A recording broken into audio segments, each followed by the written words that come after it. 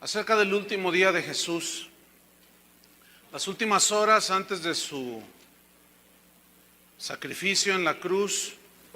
Este es el tema número 3, que se titula La sangre del pacto. La sangre del pacto.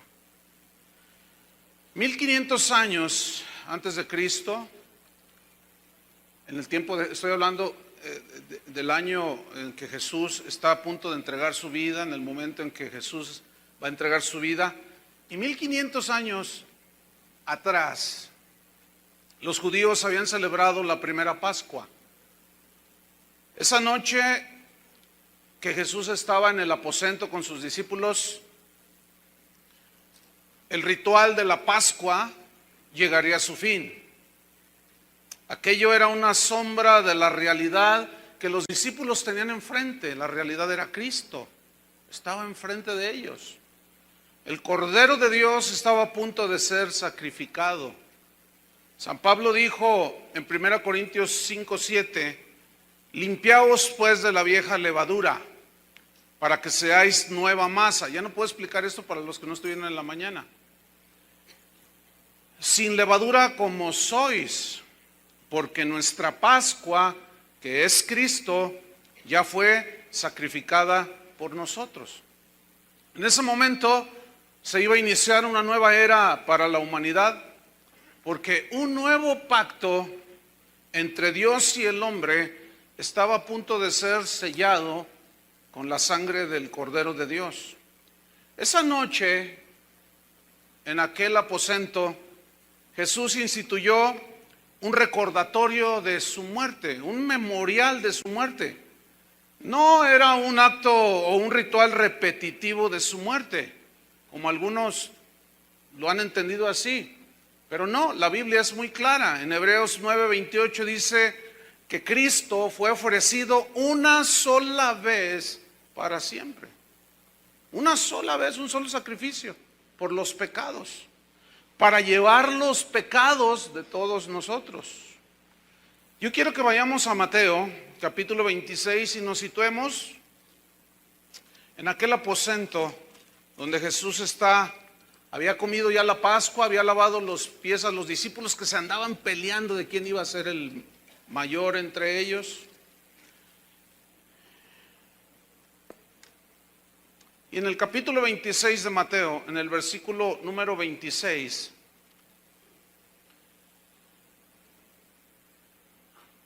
después de que él había declarado quién lo iba a traicionar, dice, y mientras comían, esto es el Cordero de la Pascua, tomó Jesús pan y bendijo y lo partió. Ese partir el pan estaba él simbolizando el quebrantamiento de su cuerpo. ¿Cómo él iba a ser partido en muchos pedazos, literalmente? Y dice, tomó el pan Jesús, lo bendijo y lo partió y dio a sus discípulos. En ese momento Judas ya no estaba, ya se había salido.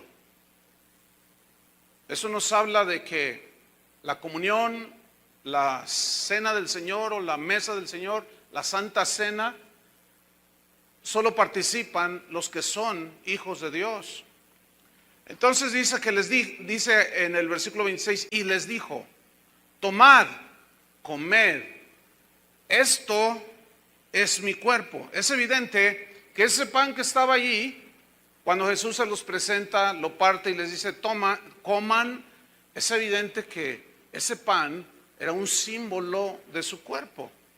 Era evidente que los discípulos estaban entendiendo perfectamente que Jesús no tenía dos cuerpos en ese momento. El cuerpo físico en el que estaba allí presente en ese momento y otro pedazo de pan, no.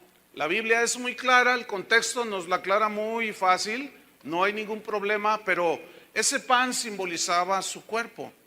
Pero luego en el versículo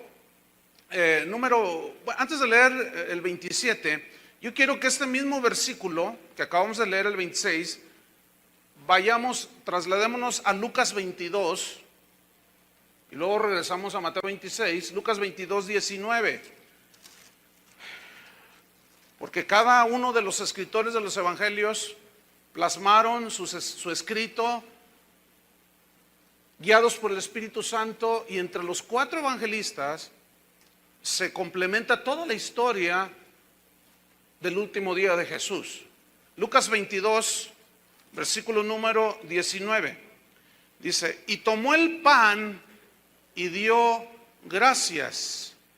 La palabra gracias aquí es una palabra griega eucharisto, de donde se deriva Eucaristía.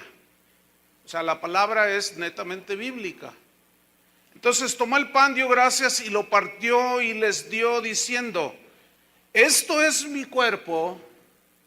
Y Lucas añade otra frase, fíjense, que por vosotros es dado. Juan dijo: por vosotros es partido. Pero luego añade Lucas: haced esto en memoria de mí. Así como ellos celebraban, hacían la ceremonia, el ritual de la Pascua, que recordaba su salida de la esclavitud de Egipto, comían el pan sin levadura, comían hierbas amargas. Así ahora Jesús está instituyendo un memorial de lo que él iba a hacer en la cruz del Calvario. Volvamos a Mateo 26, en el versículo 27. Y tomando la copa y habiendo dado gracias, otra vez, eucharisteo es la palabra exacta en el griego, dando gracias y habiendo dado gracias, les dio diciendo: bebed de ella todos.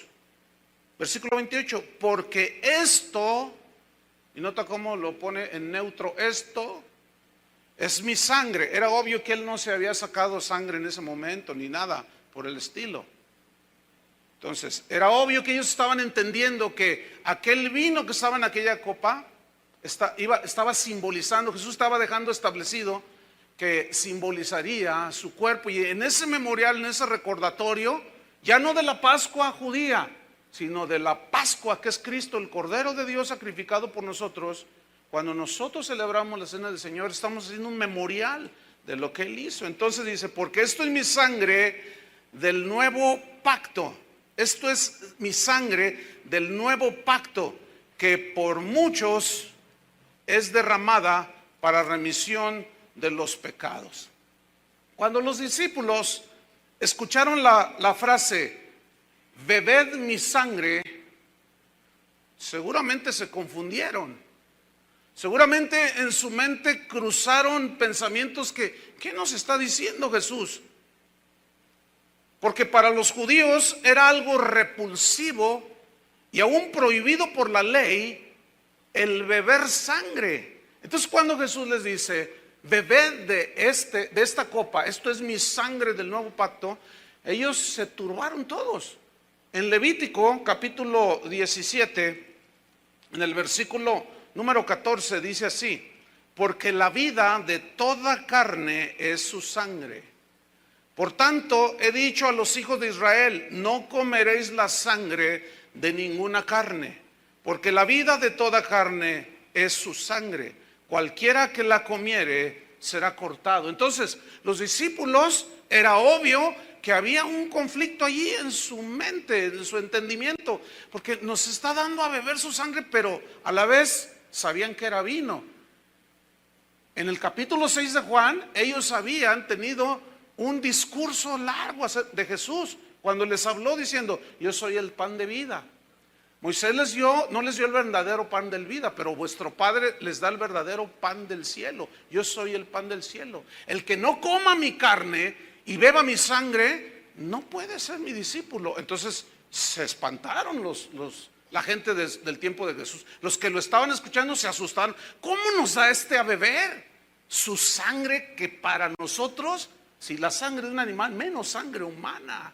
Pero Jesús dijo: las palabras que yo les he hablado son espíritu y son vida. Entonces estaba hablando obviamente en un sentido totalmente simbólico, pero aquellos que lo escucharon, cuando les dijo: el que no coma mi carne y beba mi sangre, dijeron: uy, pues dura es esta palabra. Entonces ellos no aguantaron el mensaje de Jesús. Lo que Jesús les estaba diciendo: si no participan, si ustedes no creen que en mi sacrificio, que mi cuerpo será quebrantado, partido como Él partió el pan, y mi sangre derramada, no pueden participar de la salvación. Entonces los discípulos en aquella cena, estamos ubicados en aquel aposento. Volvamos a Mateo 26. Entonces estas palabras confundieron a los discípulos. Cuando Jesús dijo: esto es mi sangre del nuevo pacto, cuando ellos escucharon la palabra pacto, ellos eran el pueblo del pacto. Esa palabra para los discípulos no era nada extraña. Para nosotros que somos gentiles o no judíos, la palabra pacto no tiene mucho sentido. Pero ¿qué es un pacto? Un pacto es un compromiso entre una o dos partes. Es un compromiso mutuo, ¿sí? Que obliga a una serie de responsabilidades mutuas. Lo tuyo es mío, lo mío es tuyo, yo soy tuyo, te pertenezco, tú me perteneces. Es un pacto, es como el matrimonio, es un pacto. Entonces cuando ellos escucharon sangre, beber sangre, y luego del nuevo pacto, los discípulos estaban presenciando en vivo, delante del Creador del universo, una de las revelaciones más extraordinarias del Nuevo Testamento. A este tipo de revelaciones son las que Pablo dijo: cosas que ojo no vio, ni oído oyó, ni siquiera han subido en el corazón del hombre, son las que Dios tiene preparadas para los que le aman. Estas son las cosas que ojo no vio, ni oído oyó. No todos tienen la misericordia o la gracia de Dios para entender la profundidad de lo que los discípulos estaban viviendo en ese momento. Los pactos eran muy conocidos por los discípulos. Ellos sabían que un pacto se sellaba con sangre. Cuando Adán y Eva pecaron y se cubrieron con hojas de higuera, el Señor dijo no. Entonces dice que los cubrió con pieles de animales, lo cual allí ya está implicando que Dios tuvo que sacrificar animales inocentes y derramar sangre. Ya desde allí con Adán y Eva, ya Dios estaba hablando de Cristo, el Cordero de Dios.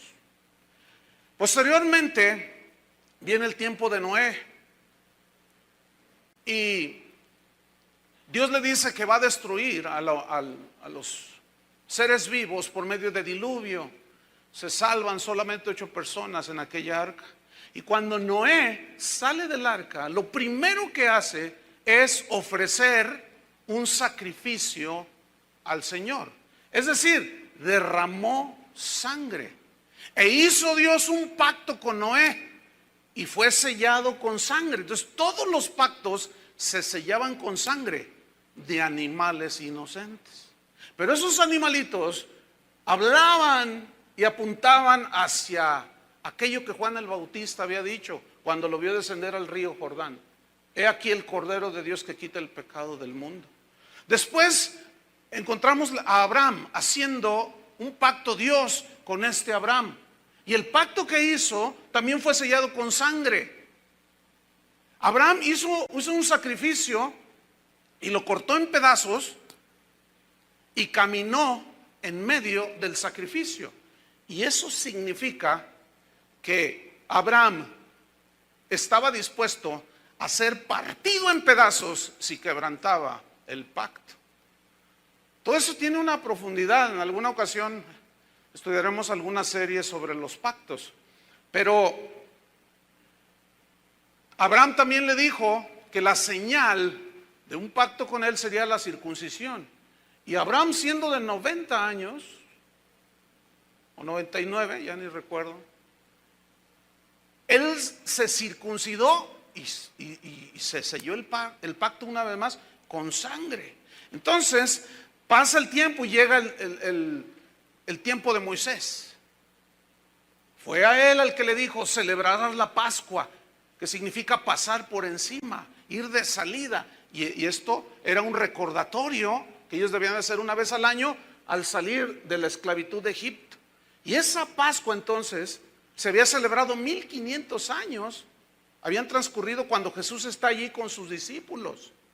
Y en ese momento Él establece y ratifica un nuevo pacto. Entonces el derramamiento de sangre era vital y necesario para ratificar un pacto. Entonces cuando Jesús dice la sangre del nuevo pacto, este nuevo pacto y esta sangre del nuevo pacto, mejor dicho, tenía, escuchen bien, un solo propósito al ser derramada. El único, ponen mucha atención, esto es muy importante, el único propósito que tenía la sangre de Cristo derramada en la cruz era con propósitos de expiación, es decir, de remisión, de rescate, de pagar por el pecado de todos nosotros. Esa es la única enseñanza que encontramos en las Escrituras.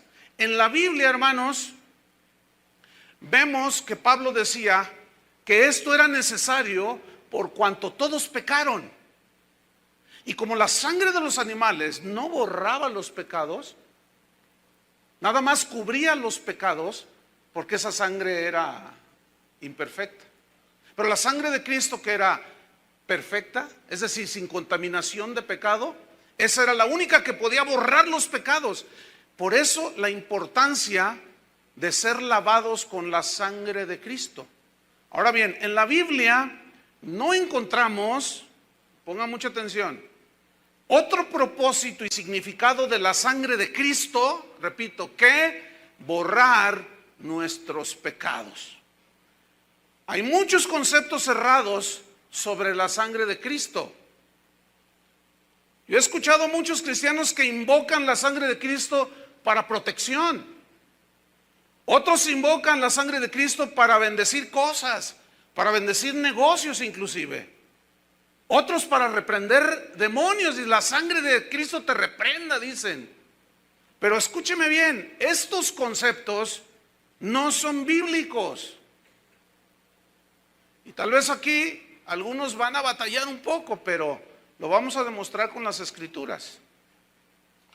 Estos conceptos no son bíblicos, más bien son supersticiones metidas en el cristiano, en el cristianismo, mejor dicho, que se han metido de alguna manera como algo mágico.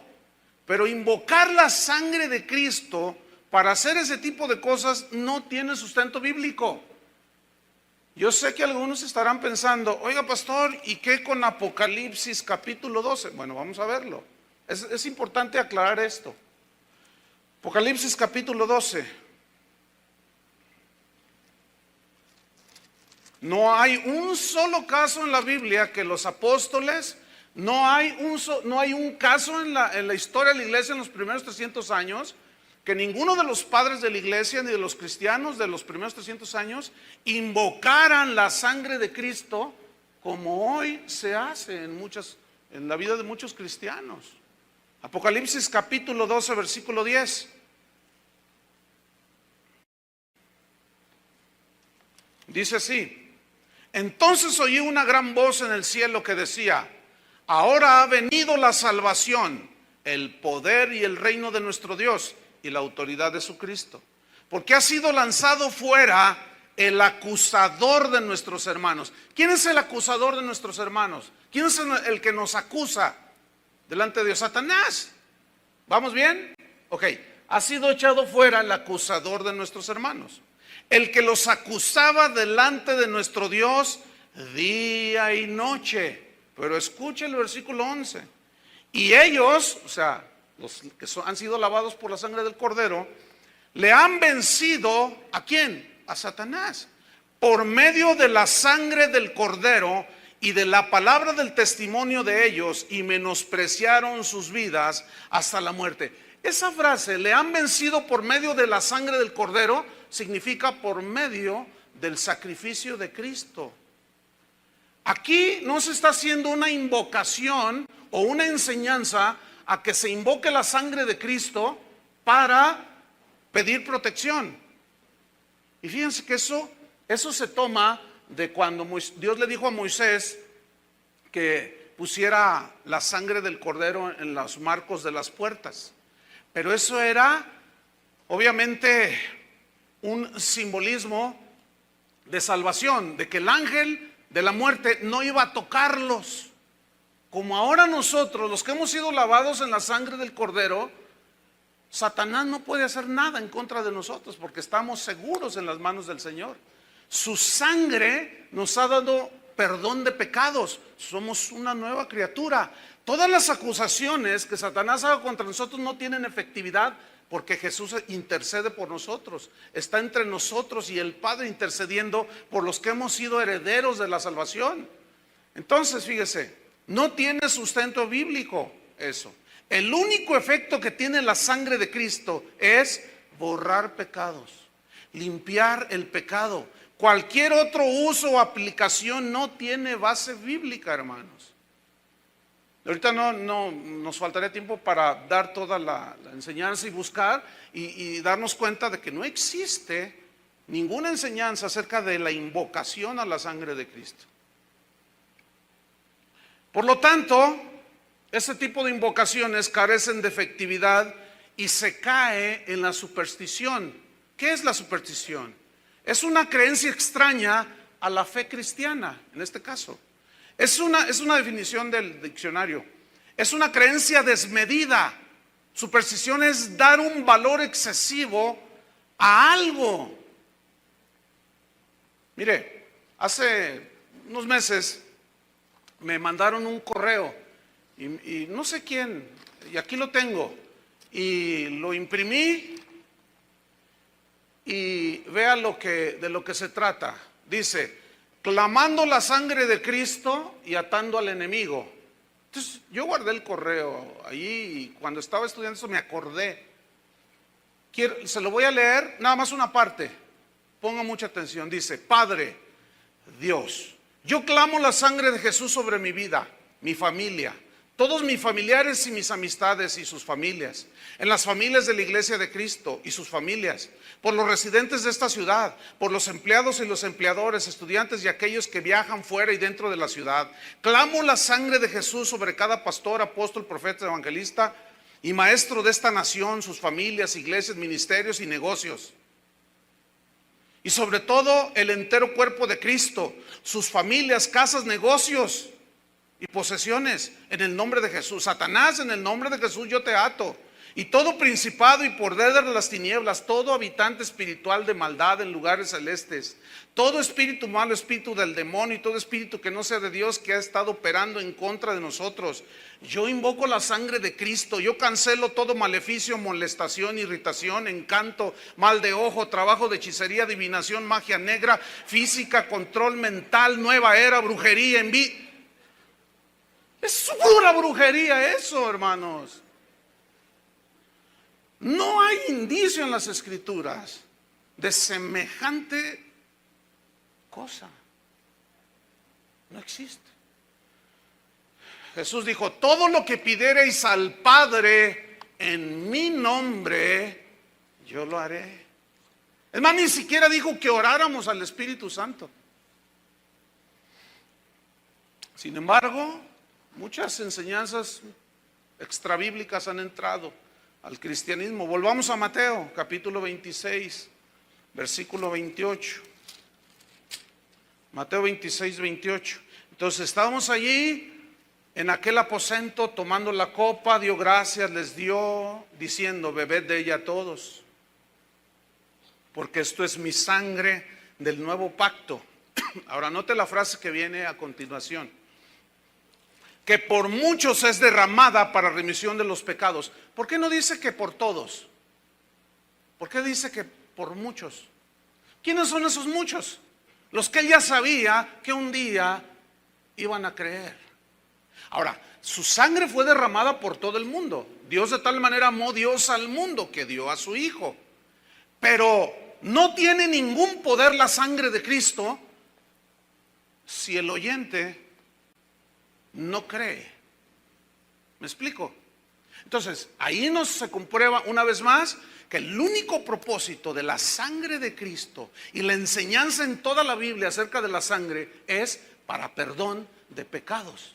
No hay ninguna otra aplicación. Entonces, aquí instituye Jesús este memorial de su muerte expiatoria, que expió los pecados, borró los pecados. Él estaba haciéndolo de una manera simbólica en ese momento. Unas horas después, en la cruz del Calvario, Él iba a decir: consumado es, se consumó la obra. Pero Él está haciendo aquí esta institución de este recordatorio, de este memorial. Y en el versículo 29 de Mateo 26, Él les asegura su regreso glorioso. Leamos el versículo 29. Y os digo que desde ahora no beberé más de este fruto de la vid.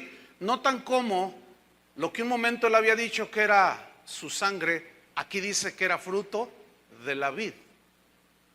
Los discípulos ahí se les estaba aclarando que efectivamente el fruto de la vid, el vino, era un símbolo de su sangre. No la beberé más de este fruto de la vid hasta aquel día. ¿Cuántos anhelan ese día? Un día vendrá ese día. Hasta aquel día en que lo beba de nuevo con vosotros en el reino de mi Padre. Versículo 30 dice: y cuando hubieron cantado el himno, salieron al monte de los olivos.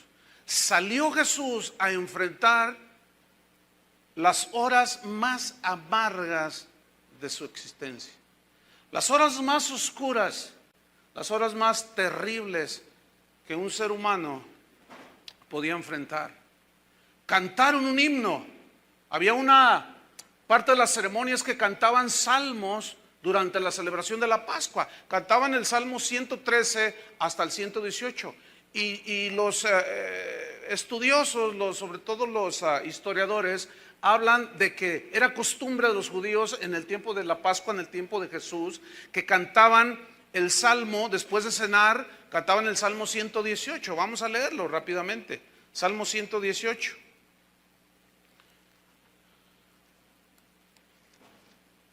Entonces, antes de salir a Getsemaní, cantan el Salmo 118. Dice: alabad a Jehová, porque Él es bueno, porque para siempre es su misericordia. Diga ahora Israel, que para siempre es su misericordia. Diga ahora la casa de Aarón. La música, la melodía se perdió, no existen la música escrita. Pero esto era cantado, que para siempre es su misericordia. Digan ahora los que temen a Jehová, que para siempre es su misericordia. Versículo 5. Desde la angustia invoqué a Jehová y me oyó el Señor, poniéndome en lugar espacioso. Jehová está conmigo, no temeré lo que me pueda hacer el hombre. Jehová está conmigo entre los que me ayudan. Por tanto yo veré mi deseo en los que me aborrecen. Mejor es confiar en Jehová que confiar en el hombre. Mejor es confiar en Jehová que confiar en príncipes. Todas las naciones me rodearon, mas en el nombre de Jehová yo las destruiré. Me rodearon y me asediaron, mas en el nombre de Jehová yo las destruiré. Me rodearon como abejas, se enardecieron como fuego de espinos, mas en el nombre de Jehová yo las destruiré. Me empujaste con violencia para que cayese, pero Jehová me ayudó. Mi fortaleza y mi cántico es el Señor, y Él me ha sido por salvación. Voz de júbilo y de salvación hay en las tiendas de los justos. La diestra de Jehová hace proezas, la diestra de Jehová es sublime, la diestra de Jehová hace valentías. No moriré, sino que viviré. Acuérdense que esto lo está cantando Jesús, antes de irse al huerto. Y contaré las obras del Señor. Me castigó gravemente Jehová, mas no me entregó a la muerte. Abridme las puertas de la justicia, entraré por ellas. Alabaré a Jehová. Esta es la puerta de Jehová, por ella entrarán los justos. Te alabaré porque me has oído y me fuiste por salvación. La piedra que desecharon los edificadores ha venido a ser cabeza del ángulo. ¿Quién era la piedra de ese edificio? Jesús. De parte de Jehová es esto, y es cosa maravillosa a nuestros ojos. Este es el día que hizo Jehová.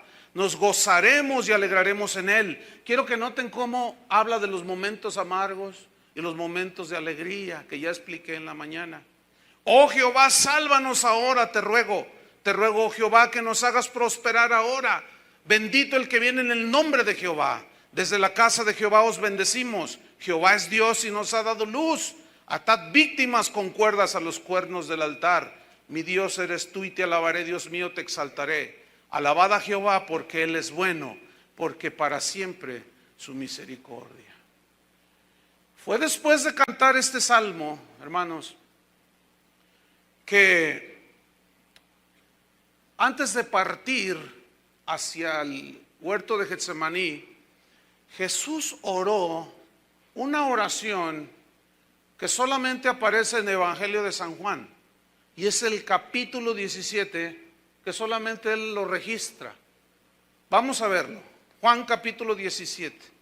Una oración maravillosa, una oración poderosa que salieron de los labios de Jesús horas antes de ser martirizado. Juan capítulo 17.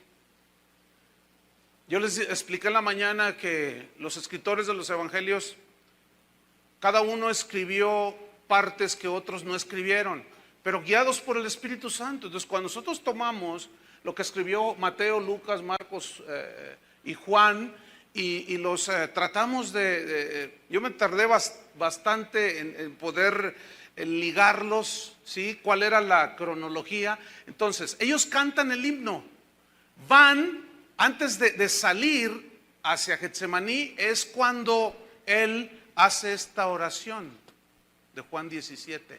Vamos a estudiarla. Estas cosas habló Jesús y levantando los ojos al cielo dijo: Padre, la hora ha llegado. Múltiples veces Jesús había dicho, pero su hora no había llegado. Su hora no había llegado. Pero en ese momento dijo: Padre, la hora ha llegado. Glorifica a tu Hijo para que también tu Hijo te glorifique a ti. Como le has dado potestad sobre toda carne, para que dé vida eterna a los que les diste. Yo quiero enfatizar esta frase, vida eterna. Y esta es la vida eterna, que te conozcan a ti. Ahora, esta palabra vida es una palabra griega, zoe, con Z. Y zoe significa vida en sentido absoluto. Vida como la misma clase de vida que Dios tiene. Pregunto, ¿Dios se muere? Por eso es vida eterna. Yo siento tanto cuando alguien dice, o el otro día recibí un correo que decía: pastor, usted dijo que la salvación no se perdía, pero sí se pierde. Bueno, pues yo le digo a ese amigo, pues cuídela. Le hace falta conocimiento de las Escrituras. No puede ser posible que si el Señor Jesús dice que nos da vida eterna, alguien se atreva a decir, pero la puedo perder. Entonces ya no es vida eterna, sería vida temporal. Y la palabra que usa aquí Juan es zoe. Esa es la vida eterna, que te conozcan a ti, Padre. Y ese conocimiento del Dios el Padre vino a través de ¿quién? De Jesucristo. Que te conozcan a ti y a Jesucristo, a quien has enviado. Sigo leyendo. Esta es la vida eterna, que te conozcan a ti, el único Dios verdadero, y a Jesucristo. Se pone a la par que el Padre, a quien has enviado. Versículo 4. Yo te he glorificado en la tierra, te he honrado en la tierra. Eso significa. Y luego añade: he acabado la obra que me diste que hiciese. Bueno, en ese momento todavía no moría en la cruz, pero no había nada absolutamente que se interpusiera para que Cristo no muriera en la cruz. En un plan soberano que expliqué en la mañana, de cómo aún en el sacrificio de Cristo la soberanía de Dios se manifestó de una manera maravillosa, con un control absoluto de todas las circunstancias. Entonces él habla de esta manera, aunque todavía no moría en la cruz, Pero él está diciendo, nada se podrá interponer. Pedro una vez le dijo a Jesús y lo reprendió, lo regañó, que esto no te acontezca. Y Jesús le dijo, quítate delante de mí, Satanás, porque no pones tu mira en las cosas de arriba del cielo, sino en las cosas terrenales. Entonces dice, he acabado la obra que me diste que hiciese. Versículo 5, ahora pues, Padre, glorifícame al lado tuyo con aquella gloria que tuve contigo antes que el mundo fuese.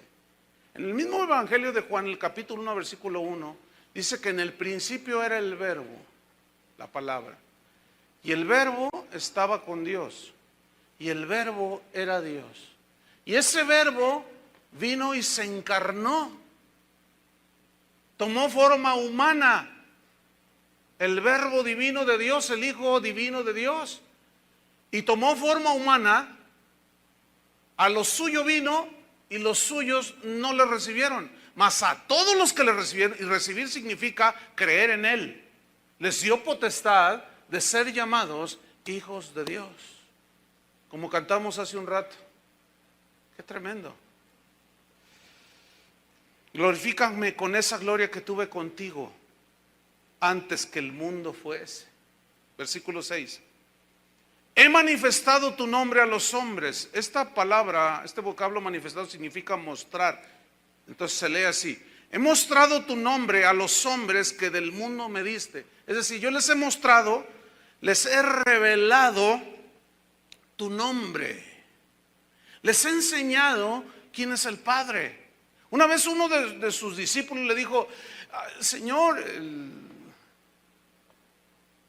el discípulo Tomás, Señor, pues muéstranos al Padre y nos basta.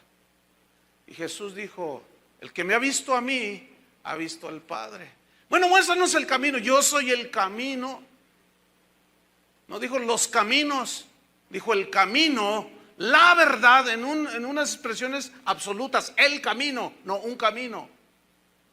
La verdad, no una verdad. Y la vida, Zoe. Que esa es la vida que vino a regalarnos. Vida, la misma clase de vida que Dios tiene. Vida eterna. Entonces dice, he manifestado tu nombre a los hombres del mundo que del mundo me diste. Tuyos eran, Padre, y me los diste. Y han guardado tu palabra. Esta palabra guardado significa conservado. Ellos han conservado, habían pasado ya 3 años. Y él estaba en ese momento solamente ante 11 de los 12 que tenía. Eran muy poquitos. Ya explicamos que en el capítulo 6 de Juan, muchos de los que decían sus discípulos no recibieron la palabra y ya no andaban con Jesús.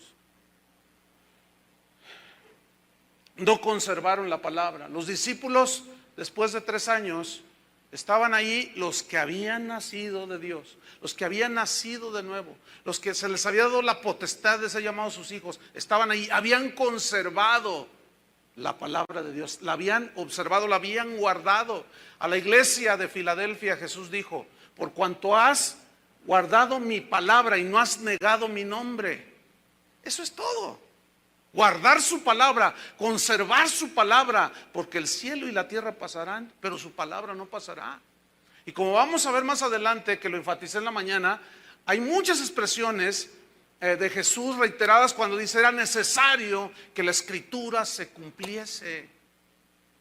Por eso nosotros decimos que no aceptamos absolutamente nada que no tenga base escritural suficiente en las escrituras, allí en la Biblia. Entonces dice en el versículo 7, ahora dice, han conocido. Este vocablo conocido es del griego ginosco, que significa entender. Entonces se lee así, ahora estos 11 que le quedaban ahí han entendido. Yo le pregunto, ¿usted ha entendido? ¿Han entendido que todas las cosas que me has dado proceden de ti? Yo puedo imaginarme a los discípulos viéndolo, cómo está Jesús haciendo esta oración, viéndolo así. Estos han entendido. Hacía unos cuantos minutos estaban peleando. Estaban discutiendo entre ellos. Aquí vemos la paciencia de Jesús. en la formación de sus discípulos. ¿Cuántos le dan gracias a Dios por su misericordia y que nos tiene paciencia? Alabado sea el Señor y para siempre su misericordia por eso. Versículo 8. Porque las palabras, noten, las palabras que me diste les he dado. O sea, Jesús no traía su propio mensaje, sino las palabras que le dijo el Padre que enseñara, la doctrina que el Padre le dijo que dejara establecida aquí en la tierra. Esas palabras, dice, yo les he dado. Y ellos las recibieron. Estoy en el versículo 8. Significa las aceptaron, las creyeron. Y han conocido, o sea, han entendido verdaderamente, con toda seguridad, que salí de ti. No hay duda. Los discípulos en ese momento, Jesús ya está diciendo, estos han conocido, han entendido que verdaderamente salí de ti y han creído que tú me enviaste. Versículo 9. Yo ruego por ellos, o sea, yo pido por ellos. No ruego por el mundo, no, sino por los que me diste, porque tuyos son. Versículo 10. Y todo lo mío es tuyo, y lo tuyo mío. Ahí estaba el pacto, el compromiso que el Padre hizo con el Hijo y el Hijo con el Padre. ¿Y cuál era el botín, por decirlo así? Nosotros. ¿Cuál era la ganancia de Jesús? Nosotros. Y he sido glorificado en ellos, es decir, he sido honrado en ellos. Versículo 11. Y ya no estoy en el mundo, mas estos están en el mundo. Es decir, yo dentro de poco ya no voy a estar en este mundo. Me tengo que ir. Mas estos están en el mundo. ¿En dónde estamos ahorita? En el mundo. Pero no somos del mundo, hermanos. Pero sigue diciendo, y yo voy a ti, Padre Santo. Yo voy a ti, Padre Santo. A los que me has dado, guárdalos en tu nombre. Escuchen bien, esa oración es maravillosa. Porque la palabra guárdalos en tu nombre es cuídalos. Fíjate la oración de Jesús a favor de sus discípulos, de los suyos. ¿Tú crees que Satanás va a venir y nos va a arrebatar de su mano? Estamos seguros en Cristo, seguros en Dios. Entonces dice, a los que me has dado, guárdalos en tu nombre, cuídalos en tu nombre, para que sean uno, así como nosotros. Para que sean uno. ¿En qué consiste esa unidad? ¿Será que el Señor está hablando del ecumenismo? ¿Será que Jesús está hablando de la unión de todas las religiones? ¿Será que Jesús está hablando de que los hindúes, los tibetanos, los mormones, los testigos de Jehová, los evangélicos, los protestantes, los cristianos, todos adoramos al mismo Dios y todos un día vamos a ser uno? ¿Se referirá a eso? Por supuesto que no. Porque previamente les había dicho que había un solo camino al cielo. Y ese camino es Jesucristo. Y esa es una expresión y una afirmación totalmente intolerante. Intolerante. Agresiva. ¿Por qué? Porque ni Buda, ni Confucio, ni Mahoma, ni Juan Diego, ni nadie derramó su sangre por cada uno de nosotros. Entonces lo que Jesús está aquí estableciendo y orando es algo maravilloso, hermanos. Sigo leyendo. Guárdalos en tu nombre para que sean uno así como nosotros. Entonces, ¿cuál es la unidad de la que Jesús está hablando? De que seamos uno. Sigamos leyendo. Cuando estaba con ellos en el mundo, yo los guardaba en tu nombre. Yo los cuidaba. Eso significa. Escuche bien. A los que me diste, yo los guardé. Escuchen. Y ninguno de ellos se perdió, sino el hijo de perdición, para que la escritura se cumpliese. Ninguno de los que me diste, ninguno de los que creyeron, escuchen bien, para los que todavía creen que la salvación se les pierde. El que es nacido de Dios, es nacido de Dios. Por eso dice, el que es nacido de Dios vence al mundo. ¿Y quién está en el mundo? Satanás. Y mayor es el que está dentro de nosotros que el que está en el mundo. Entonces, cuando Jesús está diciendo esto, está diciendo verdades profundas. Escuchen, yo los guardé y ninguno de ellos se perdió. Escúchame bien, si tú eres hijo de Dios y los que me escuchan por la radio. Si tú eres nacido de Dios, si has tenido un genuino arrepentimiento, una conversión, tu vida ha dado un cambio de 180 grados, el Señor te ha hecho su hijo.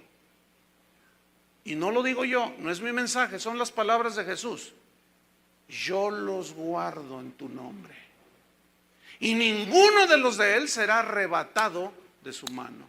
Nadie, hermano, estamos seguros en Cristo. Lo único que nos falta es esperar que Él venga, hermanos.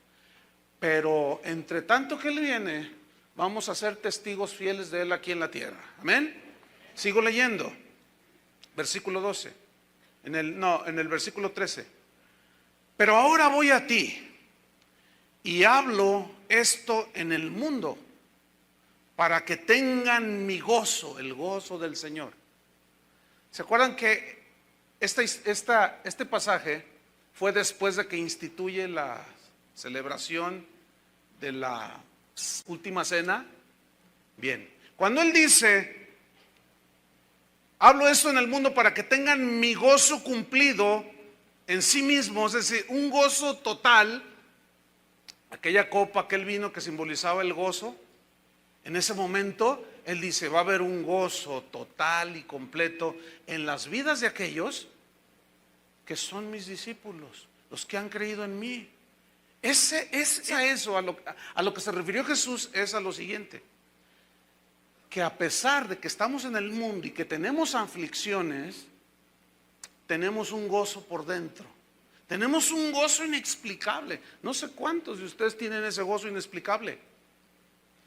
No sé cuántos de ustedes experimentan esto que Jesús está diciendo aquí, para que mi gozo sea total. Es decir, que el verdadero hijo de Dios no le interesa el vituperio. Siempre está agarrado de Jesús. Aparte de que está agarrado de Jesús, el Señor nunca lo suelta. Y puede tener pruebas como Pedro la tuvo, que después el día de mañana vamos a hablar un poco de eso también. Pero sigamos leyendo. Versículo número 14. Vean este texto. Yo les he dado tu palabra y el mundo les aborreció. Yo les he dado tu palabra. Esa frase me gusta mucho, pero a la vez me confronta en demasía. ¿Por qué? Porque ¿cuántos pastores que somos cuidadores del rebaño, en aquel día, cuando le rindamos cuentas a Dios, imagínense, ahí está el Señor en el trono y la congregación, ustedes están ahí, y yo me paro enfrente del Señor, ustedes están acá atrás, Jesús está así enfrente. Imagínate, ¿qué le voy a decir? Señor, yo les he dado tu palabra. ¿Cuántos de esos van a llevar una terrible desilusión? Que creyendo que les están dando la palabra, les están dando pura psicología humana, puras máximas de hombres sabiondos del mundo, puras definiciones de mercadotecnia que no es palabra que produce vida eterna. Pero escúchenme los pastores que hay aquí, los pastores que escuchan. Pero en aquel día, ¿qué le vamos a decir a Jesús? Él dijo, Señor, yo vine no con mi mensaje, yo les he dado tu palabra y he aquí el resultado. Yo quiero ese día decir lo mismo, hermanos. Yo les he dado tu palabra.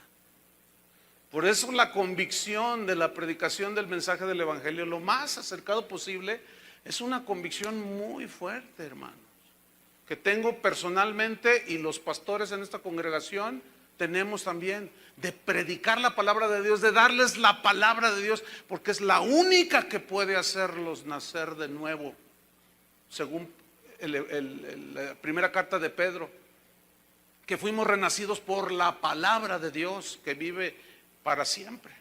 Yo les he dado tu palabra, pero ese darles la palabra produjo el lado amargo.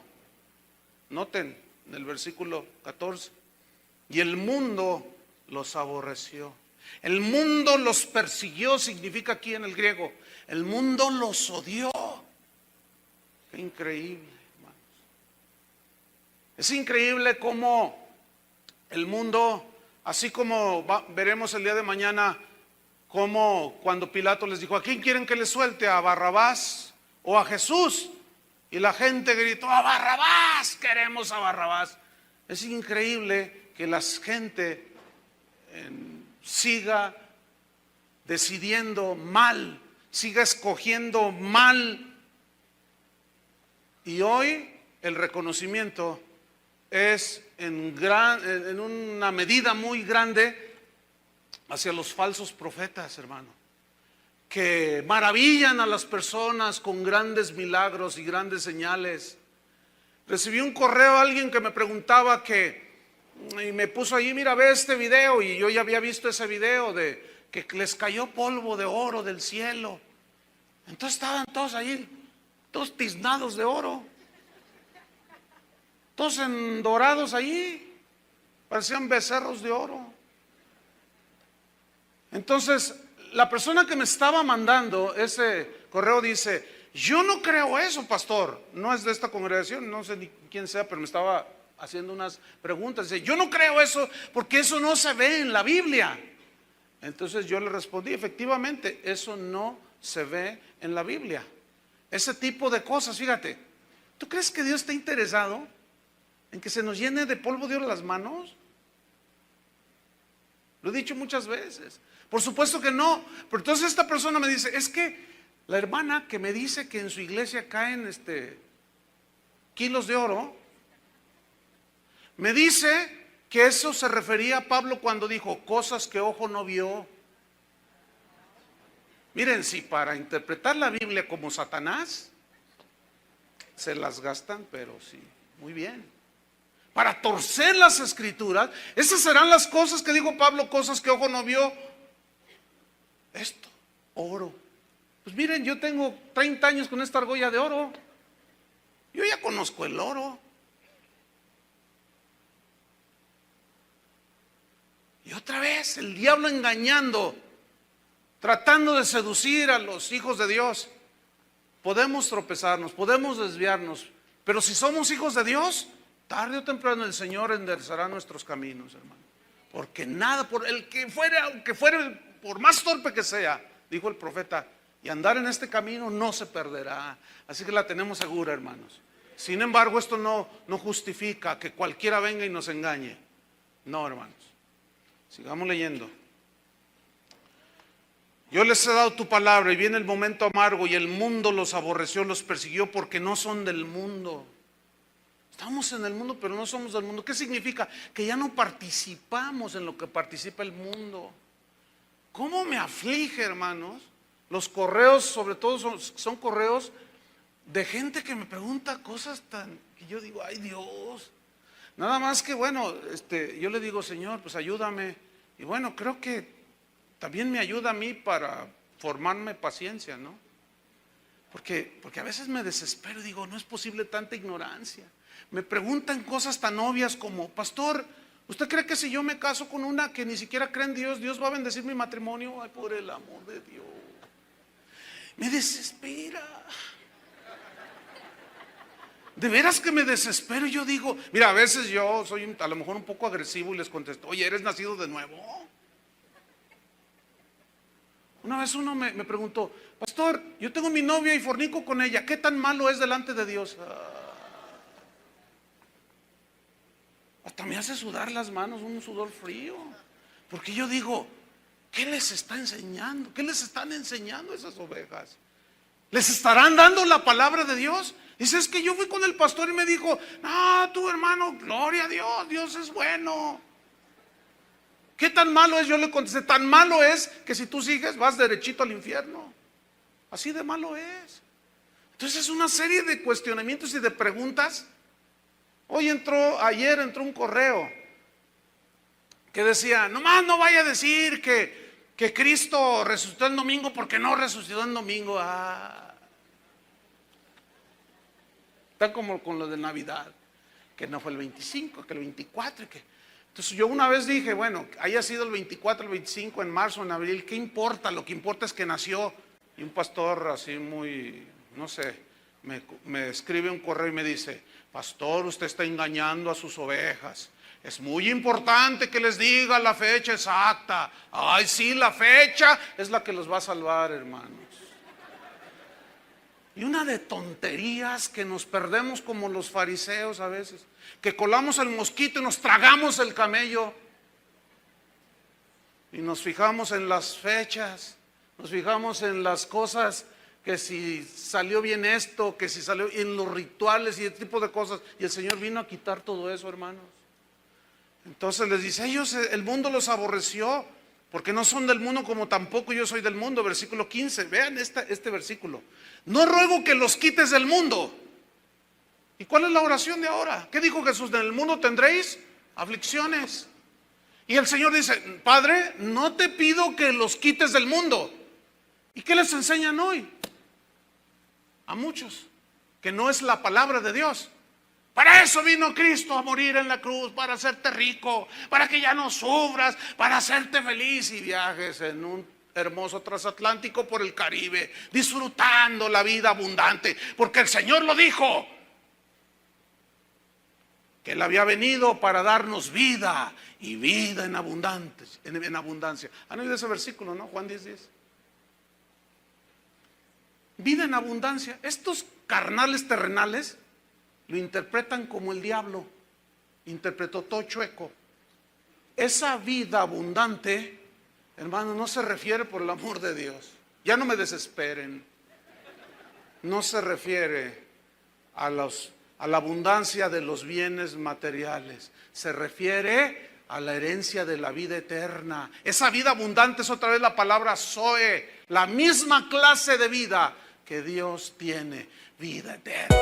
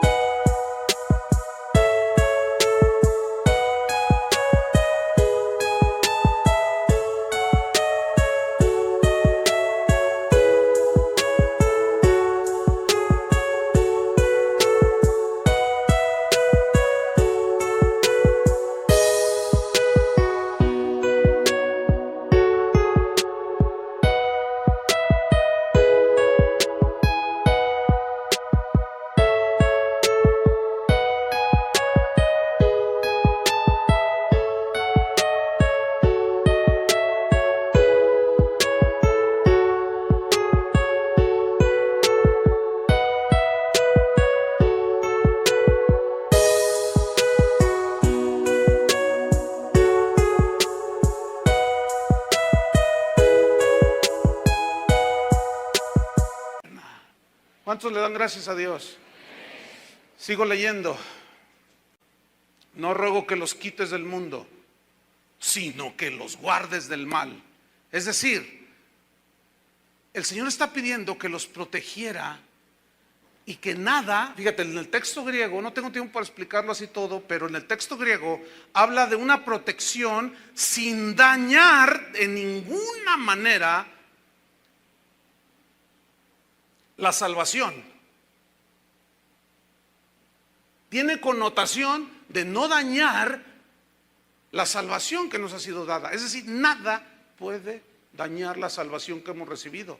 Por eso les dice, eso significa, no ruego que los quites del mundo, sino que los guardes del mal. O sea, cuídalos, protégelos, que nada dañe lo que ellos ahora tienen, la vida eterna. ¿Y cuántos saben que nada puede dañar la vida eterna que Dios nos ha dado? Sigo leyendo en el versículo número 16. No son del mundo, como tampoco yo soy del mundo.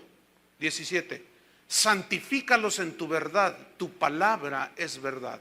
Este vocablo santifícalos significa consagrados, significa dedicados, significa perfeccionados, Entonces, lo que Jesús está diciendo es: conságralos, Padre, a estos en tu verdad, o sea, en tu palabra. Perfecciónalos a través de tu palabra. ¿Y qué no es eso lo que Pablo una y otra vez enseñó? Acerca del perfeccionamiento por medio del conocimiento de nuestro Señor Jesucristo, hasta que lleguemos a la unidad de la fe, del conocimiento del Hijo de Dios. Otra vez la unidad. Ahí está en suspenso a qué unidad se refería Jesús. Ahorita lo vamos a ver. Conságralos en tu verdad. Dedícalos, que ellos estén dedicados a la palabra, que es la única que puede perfeccionarlos, formarlos, hacerlos a la imagen de Dios. Predicar la verdad, santifícalos en tu verdad. Tu palabra es la verdad, su palabra. A ver, ¿dónde está su Biblia? ¿Cuál es su verdad? Su palabra. Pero hermanos, con interpretación lo más correcto que se pueda. No podemos sacar versículos del contexto así nada más porque sí, de una manera arbitraria. No. Versículo 18. Como tú me enviaste al mundo, así yo los he enviado al mundo. Porque Él ya se iba y ahora Él nos envía. En Hechos capítulo 1 versículo 8 dijo: me seréis testigos. Y ese vocablo, testigos, viene de la palabra griega martureo, que significa mártires. O sea, Jesús dio su vida, Él ya se iba, nos dio vida eterna. Y Él había dicho: no teman a los que matan el cuerpo, porque el alma no pueden matar. Más bien tengan temor de Dios. Él es el que puede echarlos al infierno. Que su temor sea no el temor al hombre, sino el temor a Dios. Entonces dice: como tú me enviaste al mundo, yo los he enviado al mundo. Hermanos, no podemos sacarnos ni hacernos a un lado, los verdaderos discípulos, de estar aquí en el mundo y enfrentar las mentiras de Satanás, los engaños de Satanás, la perversidad del mundo, el engaño del mundo. No podemos refugiarnos en un rinconcito y decir: ay no, yo no, protégeme, no, guárdame. No, el Señor nos mandó a enfrentarlo. Y la confrontación más fuerte con el mundo es cuando tú predicas la palabra de Dios. Te van a vituperar, te van a decir. Mire, ayer Toño Ortiz me dice: oye, fíjate que en uno de los videos que salen allí, que la gente ha subido a internet, nosotros no hemos subido ningún video de nosotros al famoso YouTube. Nadie de aquí ha hecho eso, la gente lo sube. Entonces hay una parte donde la gente puede comentar allí. Y me dice Toño Ortiz ayer: no, hombre, mira, hay uno que dice de ti, pero le digo: eso no es nada.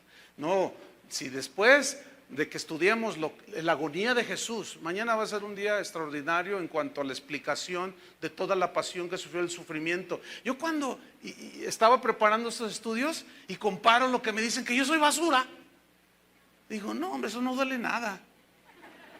Y lo comparo con Jesús, y que me dicen que soy un quién sabe qué, que el Mesías de Guadalajara, que el loco quién sabe qué, que el exagerado. Yo me río de eso, hermanos, por el amor de Dios. Veo lo que Jesús hizo por mí y luego veo lo que dice el YouTube. No, hombre, hermano, ni cosquillas me hacen. Pueden decir lo que les dé su barrabaseda gana, su gadarena gana. No van a lograr herir el corazón de este pastor. ¿Saben por qué? Porque este pastor está cubierto con la sangre de Cristo. Porque este pastor ha sido limpiado, lo mismo que ustedes. Y hermanos, yo sé que nos estamos enfrentando a las fuerzas de las tinieblas, pero nunca van a prevalecer contra la luz. Y Jesucristo es la luz del mundo y nosotros somos la luz del mundo. Y no dejemos de predicar las verdades del Evangelio. ¿Cuántos dicen amén? No debemos de dejar, debemos de cada vez más, al contrario, predicar la palabra de Dios. No le hace, no importa. No importa que saquen reportajes y digan cosa y media. A Jesús le dijeron borracho, comilón, que tenía demonio. No, olvídense. De veras, hermano, cuando digan cosas de ti, que tu corazón esté guardado, protegido. ¿Por qué? Porque nunca vamos a igualar lo que le hicieron a Jesús. Vámonos sobre el final de Juan. Estoy en el versículo número, si me ayudan, ¿en cuál voy? 19. Y yo por ellos me santifico a mí mismo, para que también ellos sean santificados en la verdad, o sea, consagrados en la verdad, dedicados a la verdad del evangelio, día con día. Versículo 20, vean qué oración aquí. Mas no ruego solamente por estos, solo eran 11 ahí. No ruego solamente por estos, sino también por los que han de creer en mí por la palabra de ellos. ¿Saben quiénes son esos? Usted y yo. ¿No le dan un aplauso al Señor? Amén.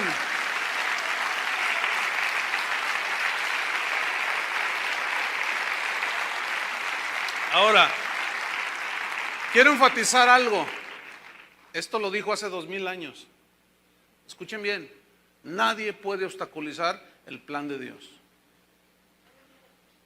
Pablo decía: yo daré mi vida y me extiendo hacia la meta, y hablaba en estos términos y decía: todo lo hago por amor a los escogidos. ¿Quiénes son los escogidos? Los que Dios sabe que cuando un día se les presente el evangelio van a creer. Bueno, pues por eso yo me quemo, por esos yo en lo individual me quemo las pestañas. Y hasta este ojo me está fallando, hermanos, de tanta lectura, de tanto leer, de tanto. Ya hasta me tengo que operar este ojo. O sea, ya no veo así nubes. Y el doctor me dijo: es que usas mucho tu vista. Sí, pero ¿saben por qué? Aún Pablo decía: porque aún me gastaré a mí mismo por amor a los escogidos, por amor a los que Dios ha llamado, por los que Él sabe que un día van a recibir. Y es por eso que en este lugar queremos hacer lo mismo, por amor a los escogidos, aunque de tanto leer y qué sé yo, nos quedemos ciegos. Como el que es nuestro tutor, el hermano Pablo Hunter, ya casi no ve, es más, ya no lee. Pero ¿saben una cosa? Se sabe la Biblia de memoria, hermanos. Es increíble. Es un viejito de más de 90 años, pero yo digo, cuando yo sea grande quiero ser así. Versículo número 20. Mas no ruego solamente por esto, sino también por los que han de creer en mí por la palabra de ellos, para que todos sean uno. Otra vez aquí, la unidad. ¿En qué consiste que todos seamos uno? Escuchen en qué consiste la unidad aquí. En los que son lavados por la sangre del Cordero. Que definitivamente habrá dentro de la iglesia presbiteriana, dentro de los metodistas, no todos los que dicen que van a la iglesia.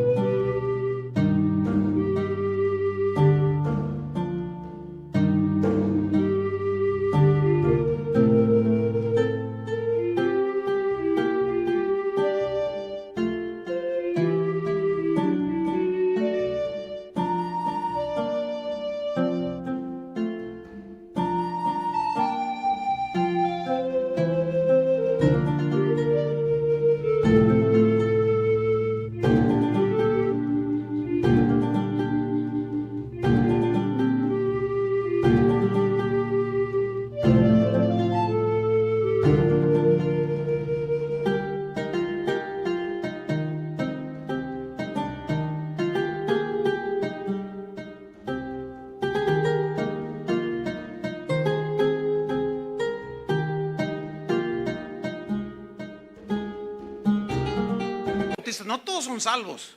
No todos los que dicen que van a la iglesia presbiteriana son salvos, lavados con la sangre de Cristo. No todos los que vienen a esta casa de oración son salvos. Entonces, ¿cuál es la verdadera unidad que el Señor está hablando? La verdadera unidad es, y tenemos aquellos que hemos sido lavados por la sangre del Cordero. Podemos tener diferencias en cosas que no son esenciales, pero si somos lavados con la sangre de Cristo, somos uno, como el Padre y el Hijo eran uno. Somos uno nosotros. No está hablando de la unión de todas las religiones. Esa es una blasfemia y esa es una herejía. La unidad de la que habla aquí Jesús es la de los que son lavados con la sangre de Cristo, santificados en la palabra de Dios y limpiados por la sangre del Cordero de Dios. Para que todos sean uno como tú, oh Padre, en mí y yo en ti, que también ellos sean uno en nosotros, para que el mundo crea que tú me enviaste, es decir, unidos por la cruz. La gloria, versículo 22, que me diste, yo les he dado para que sean uno, así como nosotros somos uno, yo en ellos y tú en mí, para que sean perfectos en unidad. ¿Cuál es la perfecta unidad de un ser humano con el Padre? A través del sacrificio de Cristo. Esa es la perfecta unidad, para que el mundo conozca que tú me enviaste y que los has amado a ellos como también a mí me has amado. Padre, aquellos que me has dado, quiero que donde yo estoy, también ellos estén, para que vean mi gloria que me has dado. Porque me has amado desde antes de la fundación del mundo. Padre justo, el mundo no te ha conocido, pero yo te he conocido, y estos han conocido que tú me enviaste, han entendido que tú me enviaste, y les he dado a conocer tu nombre, y lo daré a conocer aún, para que el amor con que me has amado esté en ellos y yo en ellos. Esté en ellos y yo en ellos. Esa es la unidad. Cristo en nosotros, la esperanza de gloria. De modo que si alguno está en Cristo, nueva criatura es. Esa es la verdadera unidad. Esa es la unidad que habla aquí. Termino, hermanos. Después de esta oración, salieron del aposento rumbo a Getsemaní. Después de haber cantado el Salmo 118, salió Jesús para enfrentar las últimas horas de agonía antes de morir en la cruz. Hasta aquí vamos a dejar la enseñanza de hoy. Vamos a celebrar a continuación la cena del Señor. Vamos a hacer ese recordatorio. Con esta explicación no necesita más que añadir.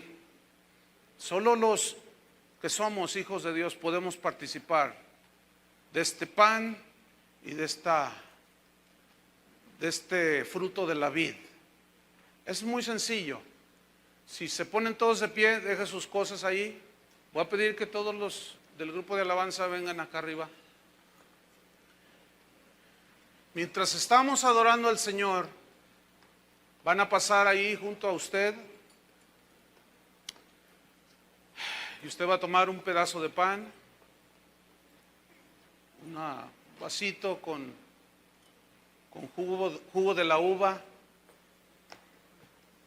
de la vid, que representa la sangre del Cordero. Vamos a hacer ese recordatorio de lo que Él hizo hace casi 2000 años en esa cruz. Nada más una instrucción. Así como está de pie, mientras se acomodan todos, y si comienzan a pasar ya los ujieres, los que van a servir la cena, y vamos a hacer este memorial. San Pablo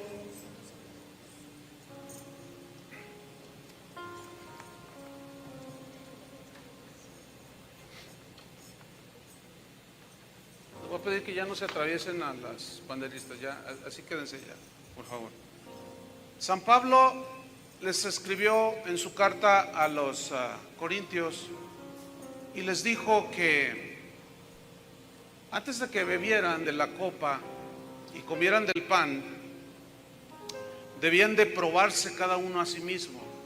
Este probarse cada uno a sí mismo significa si están en la fe. No si tienes un conocimiento y una aceptación intelectual, porque esa la tenía Judas. Él tenía una aceptación de Jesús intelectual, pero esa aceptación intelectual nunca lo llevó hacia la salvación, porque nunca él se había arrepentido, nunca él lavó sus pecados, nunca fue perdonado, porque su arrepentimiento no fue genuino. Entonces Pablo decía, en otras palabras, pruébese cada uno si ha sido lavado por la sangre del Cordero. Entonces dice, puede comer del pan y puede beber de la copa, porque el que come y bebe indignamente, o sea, indignamente significa que no ha sido lavado. Dice, sin discernir el cuerpo del Señor, o sea, lo que Él hizo en la cruz del Calvario, sin entender el verdadero significado. En la mañana alguien mandó preguntar a un ujier, me imagino que fue por teléfono, así yo entendí, que alguien le decía, pregúntale al pastor cuándo y a qué horas va a ser la Santa Cena. Y cuando me estaba preguntando, yo pude percibir algo. Inclusive yo le dije a esta hermana, le dije, mira, dile que no sé. ¿Por qué deliberadamente yo di esa respuesta? Dile que no sé.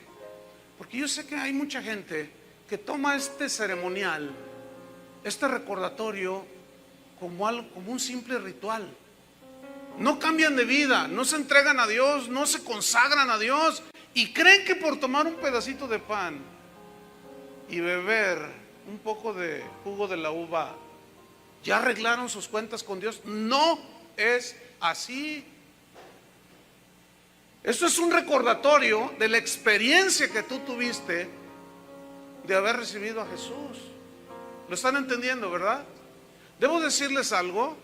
No está toda la congregación, aunque el auditorio está lleno, pero no es toda la congregación, está solamente la mitad de la congregación. Pero durante unos años, 2, 3 años aproximadamente, no habíamos celebrado la cena del Señor. Esto fue deliberadamente, hermanos. ¿Saben por qué? Porque yo no quería que comieran juicio, ni bebieran juicio. Tuvimos que meternos durante estos últimos 3, 4 años en las profundidades de la palabra de Dios, hablándoles tan claro de que si no hay un cambio radical en tu vida, no eres hijo de Dios, no estás nacido de nuevo. Por lo tanto, no puedes tomar esto, porque el juicio lo estarás bebiendo. Fue deliberado, hermano, no crean que era un descuido. Algunos nos acusaron y nos dijeron, ahí no son cristianos porque no celebran la cena del Señor, como si celebrar la cena del Señor en el ritual mismo nos hiciera cristianos. ¿Se fijan cómo somos tan supersticiosos? Es un memorial, hermanos, de lo que Jesús hizo por nosotros. Como ellos celebraban la Pascua, recordando lo que había hecho Dios sacándolos de Egipto, así nosotros ahora. Porque el que come y bebe indignamente sin discernir el cuerpo del Señor, juicio y come y bebe para sí. Por lo cual hay muchos enfermos, dice, y debilitados entre vosotros. Y algunos y muchos duermen. Aquí dormir significa que han muerto. Inclusive alguno nacido de nuevo que pudiera estar viviendo en un pecado el cual no ha confesado y se atreve a tomar de la copa y beber y comer del pan y no confesar su pecado, cuidado, juicio come y bebe para sí. Entonces, ciertamente es un memorial, pero con muchísimo significado, nada de superstición, sino con un conocimiento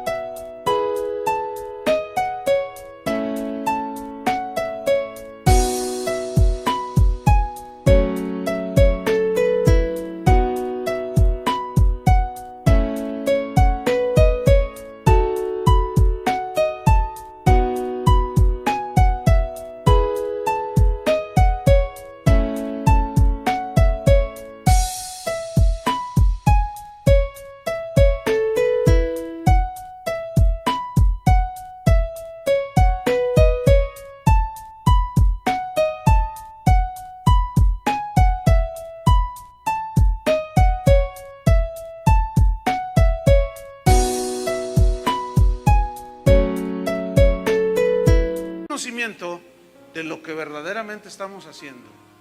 Amén. Bien, cierren sus ojos Y mientras pasan ahí con usted y reparten y usted toma un pedazo de pan, todavía no lo coma ni lo beba. También no se les olvide todo el grupo de alabanza para que les repartan. Vamos a adorar al Señor.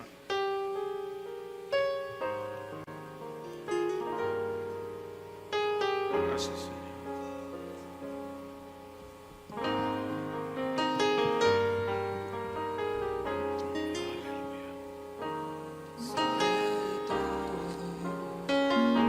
Poder y rey sobre toda humanidad y ley, sobre todo lo creado por tu mano, desde el principio eres tú, sobre todo reino y nación y maravillas que el mundo conoció. Pon tu corazón en el Señor, pon tu mente en el Señor. Quiero que tomes conciencia de lo que estamos haciendo.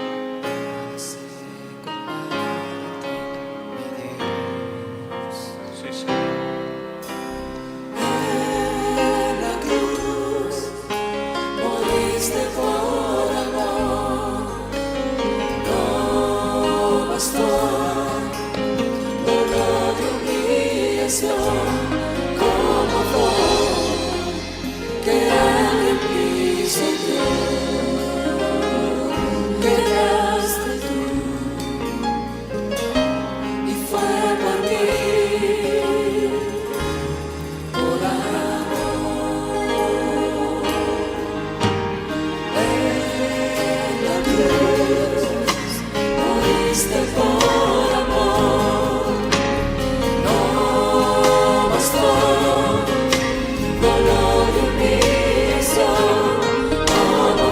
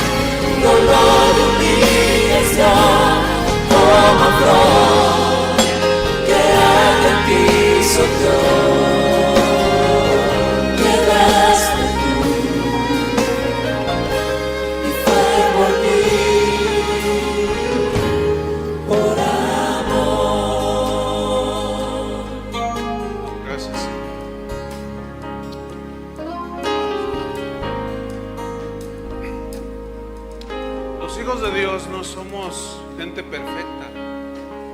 No lo somos. Tenemos el mismo potencial que Pedro tuvo de haber negado a Jesús. Pero en esa negación, Jesús le dijo: pero yo he rogado que tu fe no falte. Pueden notar una vez más cómo el cuidado de Dios, aun cuando Él permite cosas las cuales a veces nos hacen tropezar, sin embargo su cuidado persiste, su cuidado sigue. Quiero leer las palabras que Pablo dijo en 1 Corintios 11, versículo 23, dice así: porque yo recibí del Señor lo que también os he enseñado. Recibí del Señor lo que también les he enseñado. Una vez más, un énfasis en guardar la palabra de Dios. Que el Señor Jesús, la noche que fue entregado, tomó pan. Y habiendo dado gracias, lo partió y dijo: tomad, comed, esto es mi cuerpo, que por vosotros es partido. Haced esto en memoria de mí. Vamos a comer del pan. Pero si alguien todavía no arregla sus cuentas con Dios, ya estoy hablando como hijo de Dios, este es el momento. La sangre de Jesucristo sigue teniendo el poder para limpiar nuestros pecados y limpiarnos de toda maldad. Si confesamos nuestros pecados, Él es fiel y justo para perdonarnos. Y a vosotros estáis limpios por la palabra que yo les he hablado. Y el que está limpio, lavado totalmente, no necesita sino lavarse las manos, la cabeza o la cara o los pies. Eso lo expliqué en la mañana. Porque nos ensuciamos. Pero la sangre de Jesucristo sigue teniendo el poder para borrar y limpiarnos de nuestros pecados y de toda maldad. Comamos este pan que simboliza el cuerpo de Cristo y recordemos lo que Él hizo en la cruz. Amén.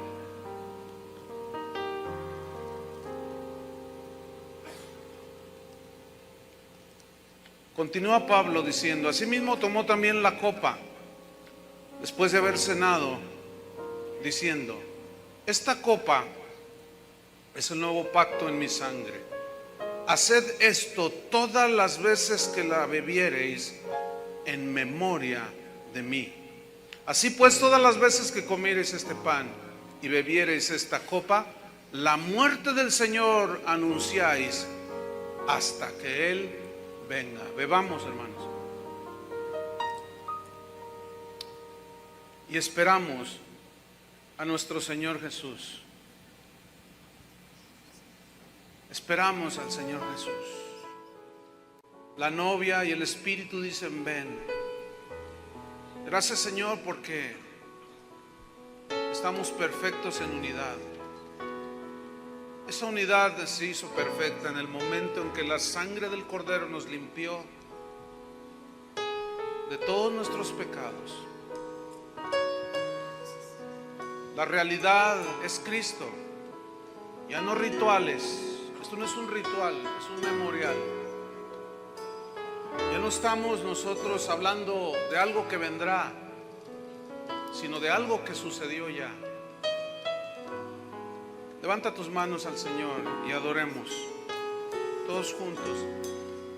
Con eso que nos une, lo que nos une es la sangre de Cristo, que de dos pueblos, judíos y gentiles, hizo uno solo, mediante la sangre de su cruz, dice la Biblia.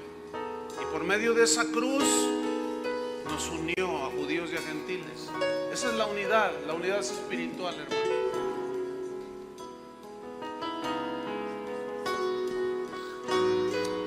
Gracias, Señor.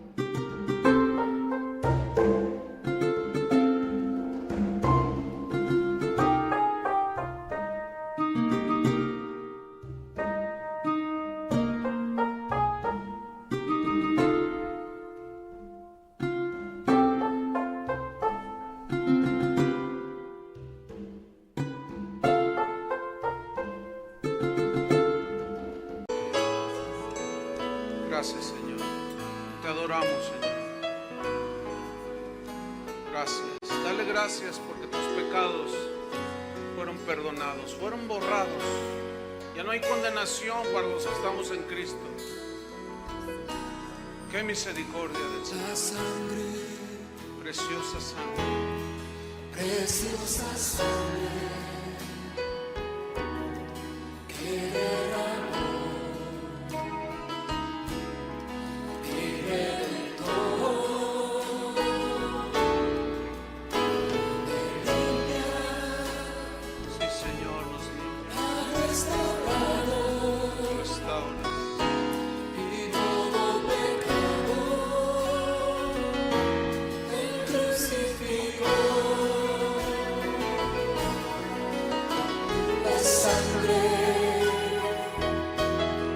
preciosa sangre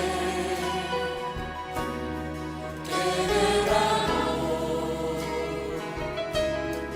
y reventó,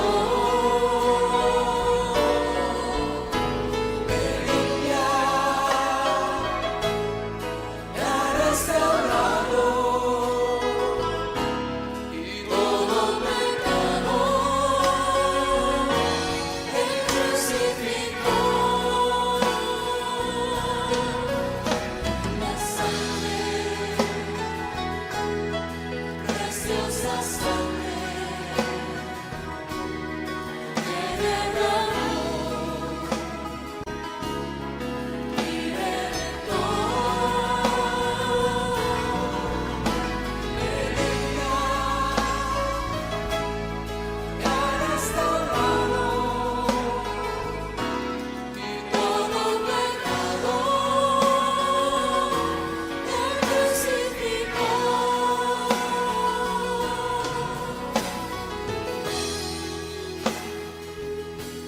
Gracias, Señor. Gracias, Señor.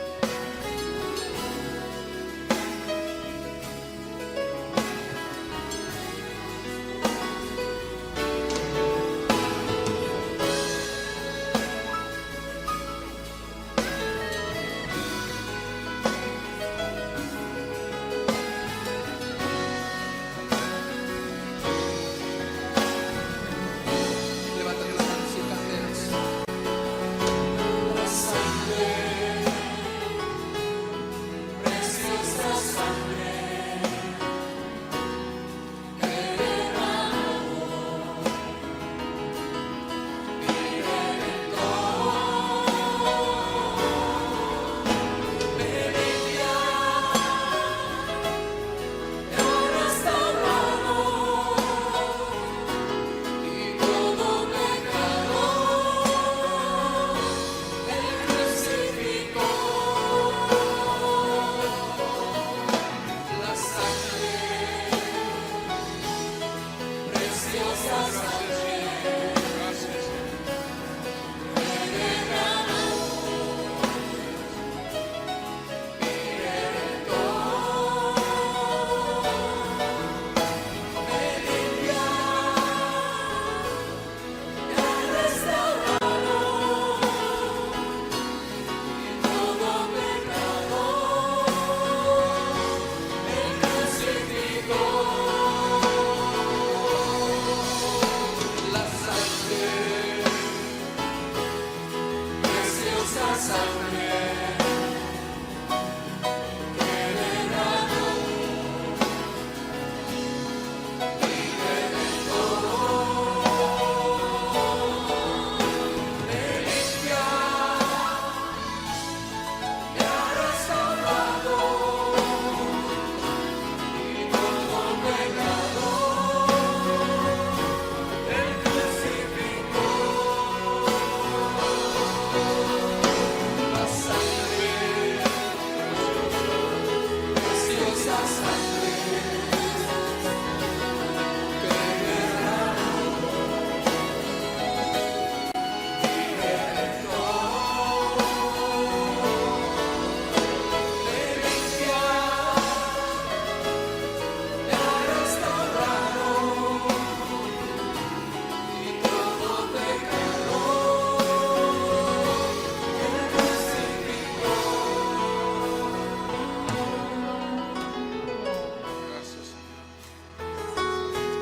antes que nos vayamos, vamos a adorar unos minutos más al Señor. Nada más quiero recordarles que mañana hablaremos sobre la agonía de Jesús en Getsemaní, sobre el beso y la negación, y finalmente sobre la crucifixión de Cristo.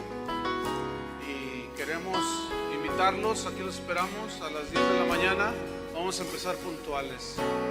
Vamos a seguir adorando un momento más al Señor. Voy a dejar a Chuy García con ustedes. Gracias, Señor. Preciosa sangre.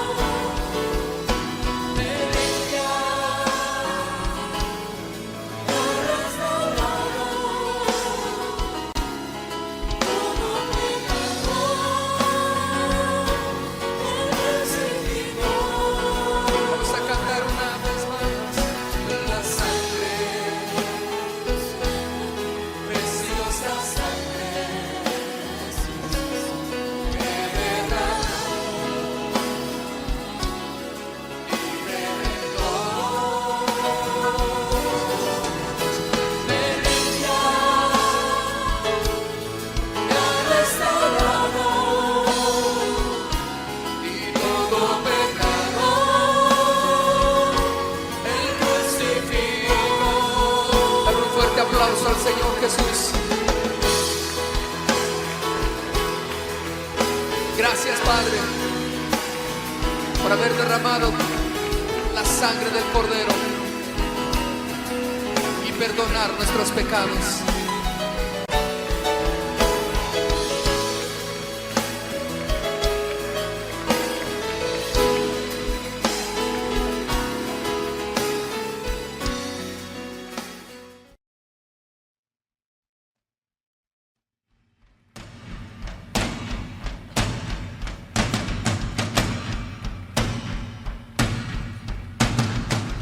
Cuando tienen un Dios poderoso, un Dios victorioso. Aleluya.